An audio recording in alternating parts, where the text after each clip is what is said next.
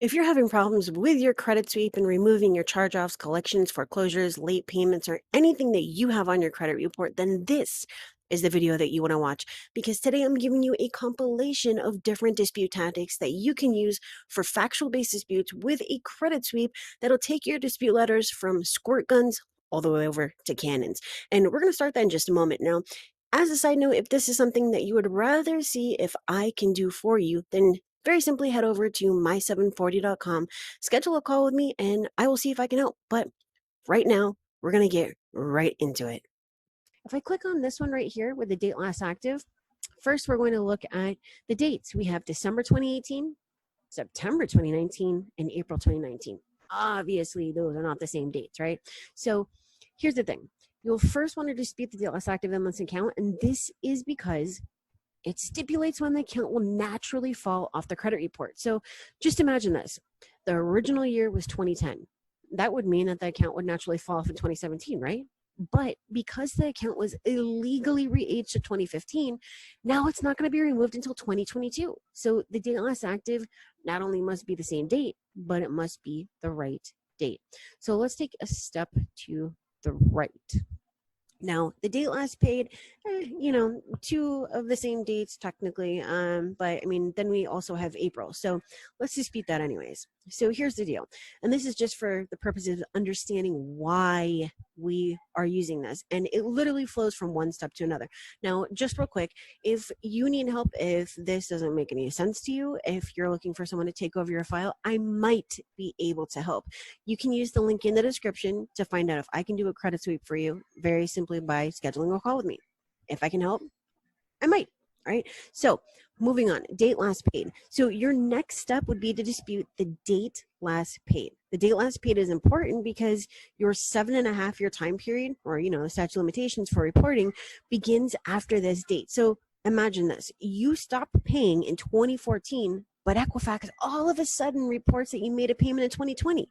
This means that your account will not be coming off until 2021, and instead of coming off, will not come off until 2027 instead of 2021. All right, so that is the entire point behind this, that these dates are on there for a reason and they mean something. Okay, one will naturally stipulate when that count comes off, and the other will stipulate when the actual date last active is the beginning date, right?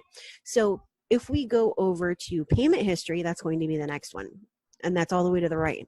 So why is the payment history important, you ask? Well, that's because it directly influences the date last active and the date last paid, right? So imagine for a second that your payment history should report that your account was 180 days late but charged off the next month. And instead, it shows consistently 180 days late without having been charged off. So 180 days late, 180 days late, 180 days late, so on and so forth. This would mean that the account would continue to remain active on your credit report, and that the date last active would move by 1 month each and every month. Obviously, that's not correct, right? So as you can see, if the payment history is not correct, then the date last paid is not correct, and then the date last active is not correct. And that obviously means that your entire reporting is not going to be correct. Now, as you can see, there's also a violation in here in the payment history. So let's click on that, the leftmost question mark. Activity. So the activity after the close date is one of the most frequent violations that I see, and it's actually something that occurs on the bureau's end and not the creditors. So they continue to report the unpaid charge off as late or charged off because no payment has been received. This account would only be reported accurately if it stated charged off with no further activity, not late, not charged off, just nothing. So by reporting on there, it's a violation for continuously reporting activity after the close date. And you can take the close date as being the charge off date. You don't have to specifically know it, but if it looks like this, then that's incorrect. Okay. And then lastly, we have the notice of dispute. So the notice of dispute is required, and you're gonna hear me all the time talking about this. The notice of dispute is required to report within 30 days of receiving the first dispute letter, right? So you write a letter, they receive it, your time starts, 30 days. You'll find it in the comment section of the account, and if this notice is not there, by the 30th day after they received your letter, this account was reported in violation of Section 623, or if it's a collector, it's 80, I believe it's 807. So this notice will reflect something to the effect of disputed by consumer. So if we look at this account, we see in the comment section on the leftmost, which is TransUnion, charged off as bad debt, dispute resolved, reported by grantor. The middle one, account was in dispute, now resolved, reported by subscriber. Unpaid balance reported as a loss by the credit grantor. Charged off account, accounts closed by credit grantor. As you can see, it doesn't say anything about a dispute. However, TransUnion and Experian do. So that would mean that Equifax is reporting this account in violation because they did not enter the required notice of dispute. That makes sense? So you can use the notice of dispute on round, let's just say 3. I mean, you can use it on round 2, but I really wouldn't. I mean, I would say that's all round 3. I would do blatant inaccuracies, date last active, date last paid, or notice of dispute, and then which of the 2 you did not use on round 4. Okay, so I hope this clarified a little bit more about the whole dispute flow and why these are important, why they are the most important besides blatant inaccuracies, and why you should be using them. All right, these are the things that are in the topmost section of the pyramid. And when I say pyramid, I'm talking about there's only 3 sections. The top is the stuff that you should be using that are going to get you the best results. The middle section of the pyramid is all the crap that's like term, status, blah, blah, blah. And then the bottom is the stuff that you shouldn't be using. Let's just use a collection, third party, medical, utility, apartment. Most apartments, some of them are debt buyers. So we're going to start with collections. And this does cover, like I said, also medical. All right, so we have right here, you could see bureau and collector. We have 2 different ways of disputing this. As you can see, under collector, I only have VOD series, okay? There's a reason for this. The validation of debt is the only way that I dispute directly with the collector, okay? So there's no other way that I recommend to dispute directly with the collector, and you're also going to want to check out the statute of limitations and all that kind of stuff, but just to be kind of general about it, I only recommend disputing directly with the collector if you're using validation of debt. So let's jump right over to bureau. Okay, so with the bureaus, I dispute first unknown, then we would go failure to verify, then collector didn't validate, and each of these has their own letter, okay? And this kind of goes along with the domino effect for disputing video if you go back through my YouTube videos, all right? Collector didn't validate, you don't have any proof, so you need to remove it. And then now it says follow charge off. What that means is, and as you can see, it connects somewhere, right? Follow charge off means if this does not work, going unknown, failure to validate or verify, collected and validate, no proof. Now you can jump down and go to charge off, and you can follow exactly what it says for the bureaus, okay? Now, if you take a look, we're just gonna go over this part of the charge off real quick. If you take a look right here, it says not recommended. And I purposely put this here because I want you to see the right way to do it, which is using this, and the wrong way to do it, which is using all of this. So let's go over the wrong way to do it first. And let me just pause right there. If you don't know how to do this and you don't understand how to use factual disputes, or you don't understand how to use dispute reasons, or you don't understand the domino effect, or you don't understand, the pyramid method, then please, please, please first study it and practice and get to understanding it before you use it, because the longer you dispute, the harder it is to remove. All right, jumping right back into here. What I do not recommend, what I don't want to see, and what I am seeing is that you guys are disputing the balance, then the past due, then the high balance, then the open date, then the late payments, and then the status, account status, payment status, comments, and then the other account details, okay? No, that is not the way that you want to do it. That's not the way. All right, and we're going to jump back over to the right way to do this in just a moment. So let's go jump over to bankruptcy. So for a bankruptcy, it's actually really, really simple. You're only going to dispute the court name and the filing date. That is the way that I remove bankruptcies, going after the inaccuracies with the court name and filing date. Now, obviously, I could have put 5 other things on here. The fact that they didn't, correct or remove it pursuant to FCRA regulations and so on and so forth. And the same thing for the filing date, and then going to the CFPB and proving that there's violations and all that stuff. But as a professional, as a grown ass adult, you would already know that you can do those things. So I don't need to put stuff on there that doesn't belong on there. All right. Now, every single bankruptcy that I've ever removed followed this pattern. Now, I should have put not recommended on here. It is not recommended because this is a credit sweep. This is not credit repair. We're not taking the long way around this. We're not looking for temporary deletions. It is not recommended, just as this stuff is not recommended, to go first to the court and then get the proof that they don't verify with the bureaus and blah, blah, blah, blah, blah. You are wasting your time. We don't have time to waste, okay? All right, so let's jump over to judgments and tax liens because we just went over other public records. Okay, so as you can see, this is a little bit similar. All right, court name, filing date, balance, method of verification request with proof of inaccuracy, and then CFPB complaint, because now we've already disputed all the factual inaccuracies, right? Every single tax lien, every single judgment that I've ever removed over the past 10 plus years has been by following this, okay? And there's only been like 20% of or less of tax liens or judgments that I haven't been able to remove. And the reasons were not because of something that I did. It was because of the actual client doing stupid stuff and doing stuff that they weren't telling me. All right. So this stuff works. I prove it to you all the time. I show you and I post things and I post the results and the score increases and all of that. So this works. You have to figure out how to do this and you have to practice it. All right. Now, let's jump into debt buyer. What's a debt buyer?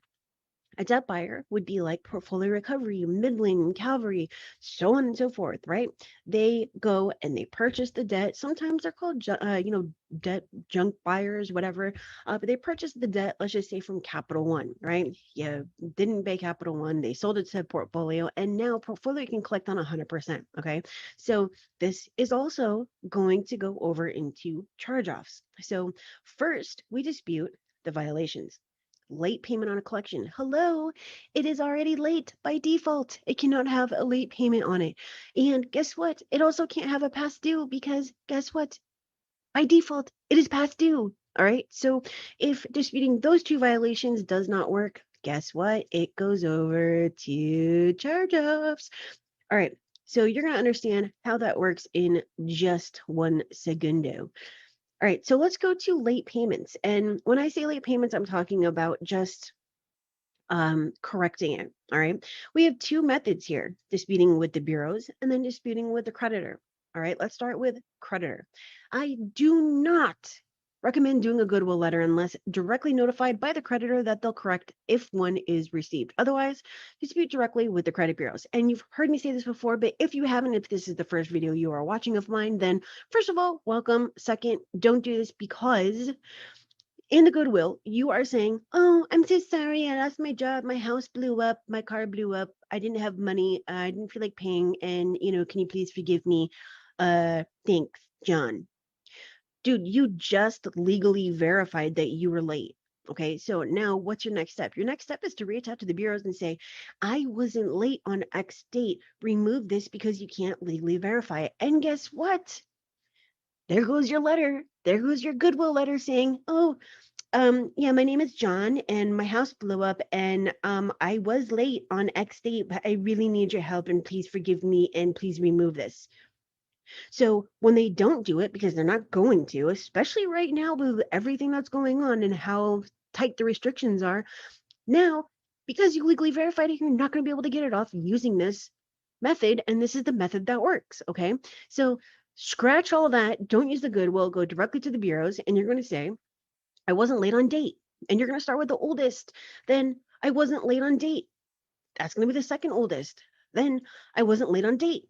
Third oldest. Then you can go to method of verification, or you can actually come up here and you can dispute the oldest and newest, or you can go, this is just a comment, lates can be removed because the only way to legally verify it is for the creditor to provide a copy of their own bank statement proving when the payment was received. And there's a typo, but it's supposed to say they won't ever do that, or it won't ever happen. All right. So after you do method of verification, to avoid the account closure, you don't want to push this. However, if the account is closed, you can continue forward with the CFPB complaints and further request they get the account updated because, like I said, legally, they're not going to be able to prove that the account was late. All right. So you need to push kindly, and you need to keep in mind that if you want to keep this on your credit report, you need to word this very, very carefully. All right.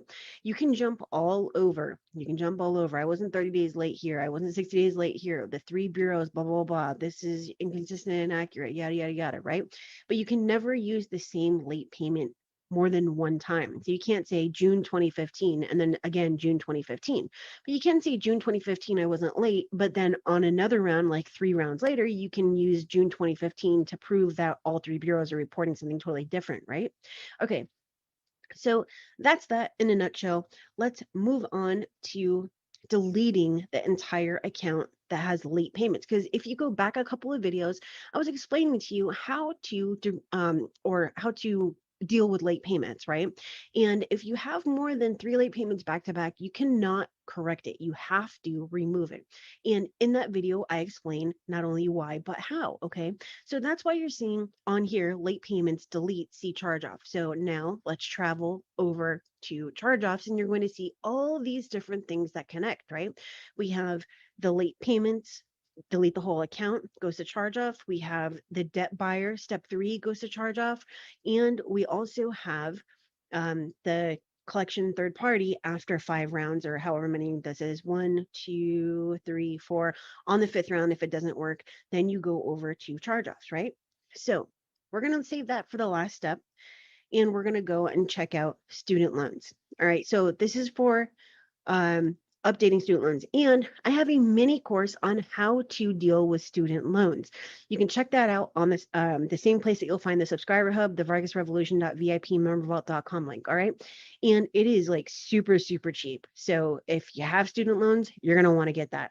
So anyways, updating student loans. So cannot report, and yes, I see another typo there, 90-day late without prior late payments, 30, 60, 90. That is just kind of how it goes, 30, 60, 90. There can't be a 90-day late payment unless there's a 60. There can't be a 60 unless there's a 30, okay? Like, hello, very straightforward, all right? So a reason for this is I wasn't late on date. Remove all inaccurate and unverified late payments if using that 90-day late thing doesn't really work, right? Now, you can also, if this is Navient, and even if it is not Navient, you can still use this just as an example of one of them not applying payments correctly. But if you go back a couple of years, you're going to find a lawsuit against Navient for failure to properly apply payments for millions and millions and millions of consumers. All right. So, yes, this actually happens. And you are not the only one. There's millions of other people that this actually happened to legitimately. All right. So you can go after the late payments, or you can use things like lawsuits. And this is one of the reasons why you need to research and understand how this stuff works and what goes on in the financial industry and use it to your advantage. All right. So did we go over everything except for charge offs? Let's just zoom out real quick and find out. All right, let me just click on this and see what I wrote here. Okay, so how do I pull up my cards? I think I click on this. Pyramid method dissection. Yeah, but I want to open it. How do I open it? Okay, pyramid method dissection. So understanding how to dispute can be really difficult, like I mentioned. And if it's not understood or if it's misunderstood, not only can there be misdeletions or corrections, but like, hello, your anxiety can literally cause migraines. Like, totally ouch. Okay. And I can attest to that because I get migraines and I'm like super anxious all the time because this really bothers me if I can't get something removed or it's taking too long or like I'm just not understanding something or how to use it or how to apply to it or, whatever, right? So once I figure these things out, I put them out for public consumption, okay? And like I said, I put everything all nicely together in the deep dive workshop for you. So those are those 2 links again. I put this on here because I am considering sharing this publicly or on the subscriber hub, or I might even turn it into a mini crash course. So anywho, let's move on. The last step to this, and let's just click out of this. the last step to this is going to be, again, charge-offs. So what do? We already know we're not going with the not recommended crap, right? So let's just move over. So as you can see with charge-offs, we have creditor and we have bureau. So let's start with creditor, okay? And you're only going to want to do this if, meaning dispute directly with the creditor, only if it's outside the statute of limitations for them suing you, and only if an actual inaccuracy or violation happened that can be proven. And I should have put proven in caps, okay? You can send a did you receive my request letter with a copy of letter 1 after you send out letter 1. And after that, you can do a CFPB complaint because there's only so much you can do directly with the creditor, right? And you can also demand for correction of the account or deletion of the account and send a copy of the CFPB complaint as another round to the creditor, okay? So if your question is, well, what do I send out on round 1? Then you really, really, really want to brush up on how to dispute, because this is something really, really basic. A direct to creditor dispute is using a section 623 original creditor letter. That is the only type of letter that you should be sending to the creditor. And it only occurs after number 1, you have already disputed with the bureaus because you don't want to give up your rights under section 623, or number 2, or excuse me, and number 2, it's only outside the statute of limitations, and that there's an actual inaccuracy or a violation that can be proven. Okay. So now to my favorite part, dealing with the bureaus. All right. So we're going to pretend like we already, let's just cut all this out here. Okay. Here we go. Now, I wrote it this way without solid lines because it all depends on the inaccuracies and violations that you find on your account. Okay.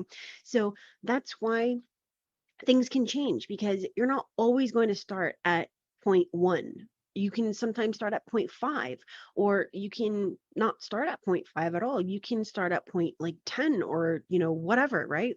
It's all because of the information that is reported on your credit report. So this is not always going to be the same. I don't always start with date last active. Sometimes I start with date of first delinquency. Sometimes I start with a high balance. Sometimes I go, straight over to past due. Sometimes I go after the fact that they didn't report the account was, transferred or sold. Sometimes I start with double jeopardy. Like, it just all depends on your credit report. So that's the super, super, super important part of understanding what your accounts should and should not look like. Because once you understand what they should and should not look like, you will have absolutely no problem getting your deletions, because then you'll be able to craft your actual dispute reasons, right?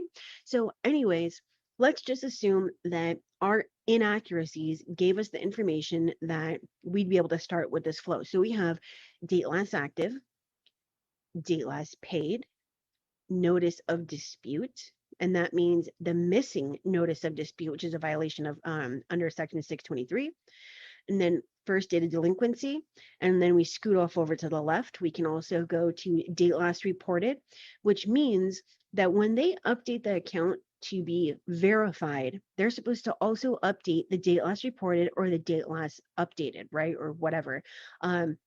If that date is not updated to when they quote unquote verified the account, that means that no investigation likely occurred. Okay. And we already know, just between me and you and like millions of other consumers, we know that there's no actual investigation. All right. So now this comes back into the flow activity after the close date, right? Now, under first date of delinquency, we also can dispute the late payment history. We can dispute the inconsistency between the bureaus. We can proof that X payments were made on time. We can prove that just one of those late payments were actually totally and completely inaccurate, then the whole account can be removed. Then we can go activity after the close date. We can also, and these have stars next to them because it obviously all depends on the information on your credit report. So while the other ones can virtually always be applied, these are only if it actually applies. Okay. So high balance is lower than the balance, and that's a violation because high balance means the highest balance that the account has ever had. So if the balance is 1,000 but the high balance is only 800, then that's not correct, because hello, there's like a $200 difference, right? So you have to always make sure that the high balance is either the same or more than the actual balance.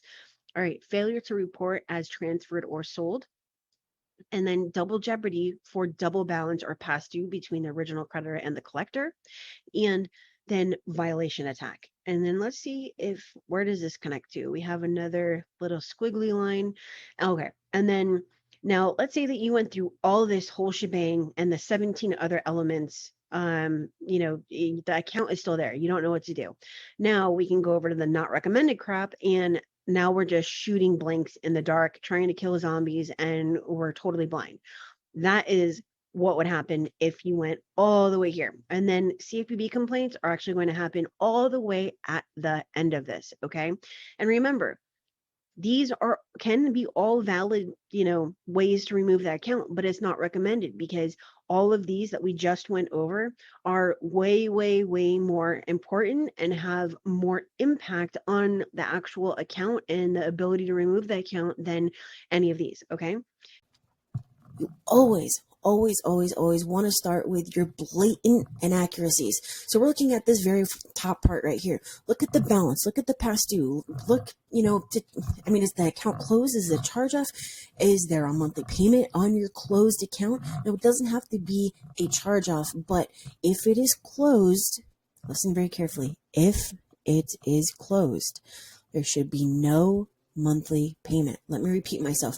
If the account is closed, there should be no monthly payment on it. If there's a monthly payment, you can dispute it to get it removed. It is an inaccuracy, but if you dispute it and they don't remove it, it is now a violation. Use it to your advantage, all right? Another thing that you want to look at your collections, whether it is a debt buyer, whether it is a third party, whether it is business. If there are late payments on a collection or even a past due, it is inaccurate. Okay. Now, one of those is actually a violation, but we're not going into that right now. Use it to remove it. Now, let's say that you don't have any of that stuff. Okay. The balance is what it's supposed to be. It's consistent across the bureaus that are reporting it. The past due is correct or it's not there or whatever. There's no monthly payment. There's no late payments on your collection, whatever. Go to the next best thing. All right. So what do you dispute first if you don't have any blatant inaccuracies? You're going to look at the bottom going up, all right? You're going to look at the data last activity. You're going to look at the data last payment. Now, let's say that you've used these already, and now you're on whatever, round 3, round 4, and you're like, crap, I've kind of run out of like big ammo, because if you go back a couple of videos, remember the biggest ammo that you want to start with, the inverted pyramid? You've already done that whole top tier. So now what do? You have things that you can use as backups when they come back and say it's verified. We're looking at this nice, what do you want to call it? This royal blue right here. So we're looking at the royal blue. What to use as a backup if it comes back as verified, all right? You have the option of using a new and relevant dispute reason, or you can use violations, okay? Did they, after saying that it was verified, update the status update date or the date last reported? If not, that's a violation. That means that they didn't investigate. Did they put the notice of dispute? It's required pursuant to Section 623 of the FCRA and 806B of the FDCPA. You've heard me say this a million times, but none of you are using it. Okay? Notice of dispute has to be there within 30 days. If it's not there, it is a violation. Okay? Now, another thing that you can do is look at the payment history, look at the date of first delinquency, check out the high balance, the past due. Now, with the high balance, is it lower than the balance? It should be equal to or higher than the balance, right? Okay, so there's other things that you can do, but I'm just trying to make this very simple, easy to understand. Date last active. Why is this important? Well, the date last active indicates when the account will naturally fall off your credit report, right? It is the date when the 7-year time period begins, and it's the biggest form of retaliation of the bureaus to change this date to keep the account on your credit report longer. Honey, they are not there to hold your hand. They are not there to be your friend. They're not there to help you. They are there to make money. They're there to make money, and if you're costing them money, then this is what they do, all right? This is called re-aging, and it adds another 7 years to the reporting, and it is a violation to re-age the account. Now, with the date last paid, well, the date last paid indicates the date the account was last paid by the consumer, right? Obviously. And in the event the account becomes charged off, because as you can see right here in the center, it says charged off, then the date last paid should become the date last active, or, should be around this date. Now, when the date last paid is wrong, when it's wrong, you can have the date last active wrong, right? Because if one is wrong, then the other one can be wrong. Now, you don't want to start with that whole flow being incorrect when you have this is wrong and then that one's wrong and then they change this and they're reporting that. And so you have all these different things that are incorrect. No, no, no, no, no, no. Now, if we just jump over notice of dispute for a second and go to payment history, the payment history is where it all starts, right? This is exactly what I was just saying. And this might make sense instead of what I was just talking about. So if the late payments are reported inaccurately, then the date last paid will report inaccurately and the date last active will report inaccurately. And if the date last active is reported inaccurately, the account will not be removed within the correct time frame. It all begins here, right? So it's like the domino effect. I mean, I guess I could have called this a domino effect instead of what the flow, but I actually already have a video called the domino effect, and it's actually a series. So now with the first date of delinquency, we're continuing with the late payment flow, right? So the first date of delinquency can throw off the entire reporting. As an example, it would be where the three bureaus report a different date, and this would mean that the account would naturally, without interference from a dispute, be removed according to the statute of limitations, right? So you can actually see a difference of even like 6 years. I see it all the time. So if the bureaus don't have the same information and it is not the correct information, then the first date of delinquency, if you do not pay, again after that, right? First delinquency being your last date of activity, then this means that it can either be months off, days off, or years off. So this date is very, very, very important, right? So we have first date of delinquency. That is what says it says the entire thing about your payment history, and the payment history leads to, date last active and then date last paid, and I mean, even activity after the close date and all of that. So that's what I'm saying, that one thing leads to another. Now, we're going to throw something else in here that's very, very important, and it's called the notice of dispute. So now, does this have to do with late payments? No, it does not. But it does have to do with these elements right here, influencing account elements: date last paid, date last active, payment history, first date of delinquency, and notice of dispute. Now, when you submit a dispute, it's required that a notice is entered to your credit report within 30 days of the receipt that says disputed by consumer, right? So if it's not entered, then it is a violation of Section 623. In this way, other creditors will know that the account may have an inaccuracy. So that's one of the reasons that you want that notice of dispute to be on there. Because if you just have a negative item sitting on your credit report and you go to apply for something and you can't tell them that, like, hey, I disputed this. Okay, well, why isn't that notice of dispute on there? We just think that you're okay with having a negative item on your credit report. And then it's going to be kind of difficult for you to explain, like, hey, you know what, that was identity theft. Oh, that was like 6 years ago. And yeah, I owe $1,000, but it should show that, it was paid, blah, blah, blah. But if you don't have a notice of dispute on there, then they're just going to think that you're okay not paying your creditors. And then they're not going to offer you any credit. Okay. So as you can see, this can be very, very important when you're dealing with other creditors. You can lose your positive accounts because your negative accounts are not marked as in dispute. And this is also a great way to catch the Bureau's creditors and collectors with a violation. And once again, it is FCRA 623. And if it is the collectors, then it's 807 FDCPA. Okay.